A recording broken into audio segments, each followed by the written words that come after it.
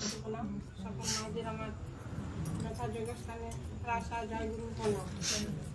সবাই ভালো লাগছে, সব মায়েরা খুব সুন্দর করে বললেন, ভালো গানও হয়েছে, ভালো বলাও হয়েছে।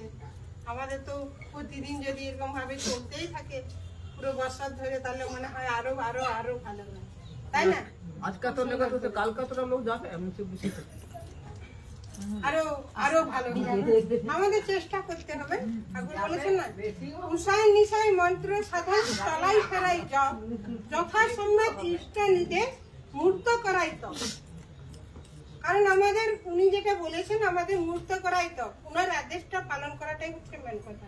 এখন যেমন আচার্যদেবের কথাই বলা হচ্ছে, আচার্যদেব বলেছেন যে যে বাড়িতে মানে ডিপি ওয়ার্কের কথা, আমাদের এরিয়াতে খুব কম ডিপি ওয়ার্ক হয়েছে, ঘরে ঘরে কেউ আমরা কাজ করতে চাই না। অ্যাকচুয়ালি ঠিক দাদাদের সম্ভব নয় ঘরে ঘরে ডিপি ওয়ার্ক করা। ধানবাড়ি দেখছি সব মায়েরা ডিপি করছে, দাদারা ডিপি ওয়ার্ক করছে, ঘরে ঘরে সব দাদারা 1 ঘন্টা সময় করে নিয়ে সবাই বেরিয়ে যায়, রান্না টান্না করে তারপরে সবাই বেরিয়ে যাও।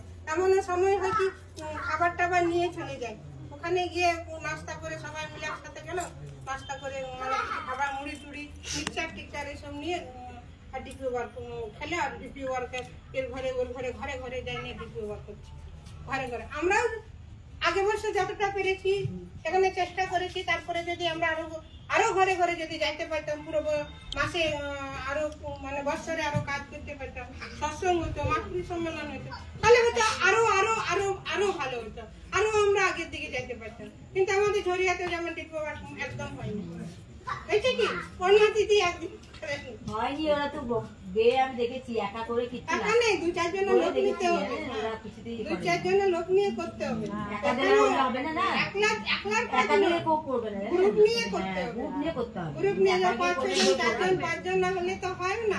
একলা ভাবে যে আমি করে নিব তা কিন্তু নেই। কিন্তু এইবারে যে আমাদের মানে মাতৃ সম্মেলন করবো, তো তার সাথে সাথে যেন পাশের ঘরের লোকটাও যেন মানে আমরা ডিপি ওয়ার্ক করতে পারি, জাগরণ করতে পারি, তাকেও জাগরণ করতে হবে, তো চেষ্টা করতে হবে। যেমন বললেন যে আমাদের মেন হচ্ছে ইষ্টভীতি, বললেন না মামা বললেন, এখন আমাদের ইষ্টভীতি ঠিক মতো করি তাহলে আমরা সমস্ত কিছু করতে পারি। আর ইষ্টভীতিতে যদি ভুল থাকে, নাম ধ্যান না করি, তাহলে আমরা কিছু করতে পারবো না। আর তার কাজ আমি যত করবো, বললেন এখন তো ওই কণিকা বললো, উনি বললেন, সবাই বললো, তার ইষ্ট নির্দেশ মূর্ত করাই তো উনি যেটা বলে দিয়েছেন সেটা যদি আমরা করি, তার কাজ যদি আগে করি, তাহলে আমার কাজটাও আগে নিজের থেকেই হবে। আমার যদি অসুস্থ আছে শরীর, তবুও আমি তার কাজ করছি, তো আমার শরীরটাও সুস্থ হয়ে যাবে। কখন যে সুস্থ হয়ে যাবে আমি তখন আর বুঝতে পারবো না। একটা লোকের মানে মুখ থেকে নাক থেকে রক্ত বেরোচ্ছে, সব সময়তে রক্ত বেরোচ্ছে, ওই অবস্থাতে দাদা বলে দিলেন তুই যা ওখানে যাজন করে আস, মুখ থেকে, নাক থেকে না, মুখ থেকে। এত ডাক্তার দেখিয়ে সমস্ত কিছু করেছে, কিন্তু মুখ থেকে যে রক্ত বেরোচ্ছে সেটা কিন্তু আর বন্ধ হচ্ছে না। দাদা বললেন তুমি যাও ওখানে, তুমি ওখানে উৎসব হচ্ছে, তুমি ওখানে উৎসবে যাও।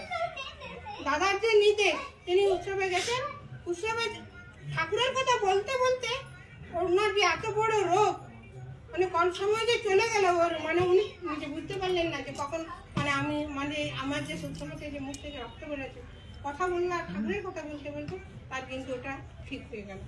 তাই আমাদের বিশেষ কাজ আছে যে প্রত্যেককে জাগানো, বিশেষ করে যাদের যাদের বাড়িতে উপযোজনা কেন্দ্র আছে, তারা তো অনেকে আসলোই না, তাদেরকেও তো আসা লাগতো আজকের দিন উপযোজনা কেন্দ্র। তখন বলবে আমাকে এটা দিল না কেন, ওটা আমাকে বললো না কেন। তুমি যখন ডাকবে, যখন মানে খুব দরকার, এইসবগুলো তো সবাইকে থাকা লাগে, উপযোজনা কেন্দ্রের মানুষদের বিশেষ করে থাকা লাগে, কারণ তাদের দায়িত্ব থাকে, তাদের পাড়া প্রতিবেশীর দায়িত্ব থাকে, তারা যেন মানে তাদের দেখাশোনা করা, সৎসঙ্গ করা, মাতৃ সম্মেলন করা। যে যে বাড়িগুলোতে কম মানুষগুলোতে ইষ্টভীতি পাঠায় না, সেই বাড়িতে তাকে তাদের বাড়িতে যাওয়া, তাদেরকে দেখা, এগুলো ওদের বেশি দায়িত্ব। ওরাকে তো দায়িত্ব নেওয়া লাগে না, যে আমি তখন বলবো আমাকে তো দিল না, আমাকে তো ই করলো না, তাদের দায়িত্ব থাকে, তাকে করার লাগে। তাকে আমি ভালো কি করে হবো, আমি চাইছি, আমি ভালো হতে চাই, আমি বড় হতে চাই, কিন্তু কি করে হবো, আমি তো কাম করি না কিছু, চাইলে তো কিছু হয় না, চাওয়া পাওয়ার জন্য নেই। তো চাওয়ার সাথে সাথে আমি করবো তবেই পাবো, না মানে না করলে কিছু পাওয়া যায় না। দাদারা বারবার বলছেন আচার্যদেব প্রত্যেকের সমাধানের জন্য তিনি বসে আছেন। আমাদের যদি আমাদের কথা বিশ্বাস হচ্ছে না, তার কাছে যান, তিনি বসে আছেন, সব সময়ের জন্য তিনি বসে আছেন।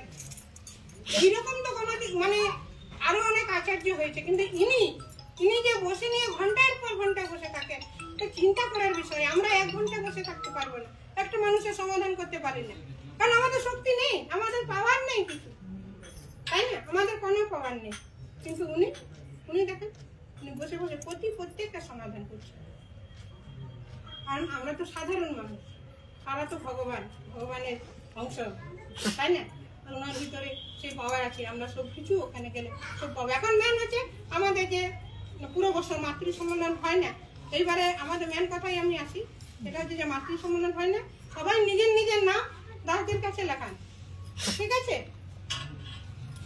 কে কখন করবেন বা পাশের বাড়ি যারা আছে তাদেরকে বলে সবার যেখানে হয়, আর তার সাথে সাথে দীক্ষাটা কিন্তু হ্যাঁ দীক্ষা, তার সাথে সাথে দীক্ষা যেন চেষ্টা করবো আমরা, যাতে তার সাথে সাথে দীক্ষাও যেন হয়, দুটো করে যেন দীক্ষা হয়। আর সবাই নামগুলো লিখিয়ে নিই একের পর এক। ওটা তো আমাদের করতে হবে। আমরা খুব ভালো হবো তখনই যখন আমরা তার কাজ করবো, নাহলে আমাদের রোগ শোক দরিদ্রতা আমাদের কোনোদিন জীবনেও ছাড়বে না। আর তখন তাকে নিয়ে চলবো, তো আমাদের সব কিছু চলে যাবে। তখন আমাদের জয় রাধে রাধে করে, আর সেসবে টাইম তো হয়ে গেছে। জয় রাধে রাধে সমবেত কণ্ঠে জয় রাধে রাধে করে তুমি ভাবে সময় আসছে, জয় রাধে রাধে করে।